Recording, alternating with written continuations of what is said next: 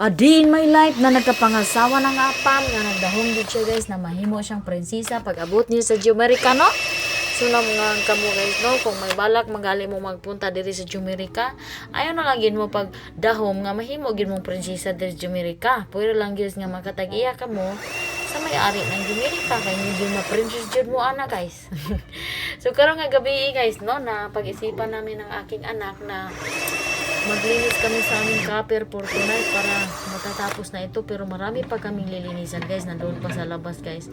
Ang ginagawa namin ni timing lang namin ng hagahapon at saka ano dito namin sa loob gagawin guys, kasi pag kahit wala ng araw sa labas guys no, mainit pa rin kasi yung singaw sa ano sa lupa, grabe ang init guys. So dito kami sa loob nag ano guys lilinis diyan kasi malamig dito sa loob ng bahay naman pagkatapos no, para hindi na daw ang atong collagen no.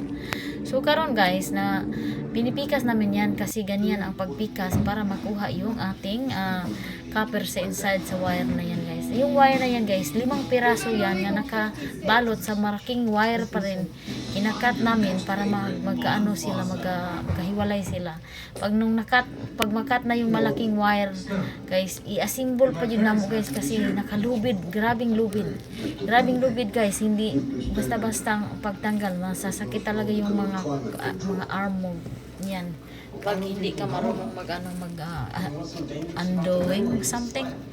So yan guys, ganyan pagkuha ng aming copper guys, kasi alam mo guys, ang mahal ng kilo ng copper guys, hindi kilo, pound. So ang pound sa copper guys is $4.40 punta last punta ng aking asawa doon sa junk shop guys is $4.30. So mahal siya guys. So marami-rami na kaming naipon ng ganyan guys na copper. So siguro nasa malapit na yata mag 200 pound na yan guys no. Pero tatapusin namin lahat yan guys bago namin dadalhin yan doon.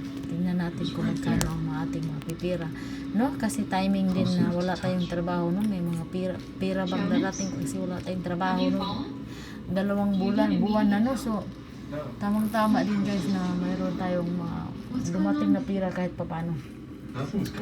So ngayon guys, pag hindi mo siya lilinisan guys, dadalhin mo lang siya sa junk shop guys. Ang mura lang, 70 cents a pound lang. So ano na lang tayo guys, magtiis-tiis na lang tayo guys sa paglinis-linis ba, para may dako-dako pura itong kwarta-kwarta no, para magamit-gamit natin kay ano na naman guys, bang pangbili ng mga school supply na itong akong mga anak guys, malapit na balik ang klase guys, bibili na naman tayo ng school supply. So ayan guys, yan ang copper, linis na yan guys. So mamaya ipapakita ko sa inyo mamaya ang lahat-lahat ng nalinis namin, pero bukas maghanap na naman ako doon sa likod kasi sabi ng asawa ko meron pa doon sa back ng truck niya at saka sa back niya sa isa niya sasakyan. Yung asawa ko kasi guys, ang trabaho niya guys nasa mga wire.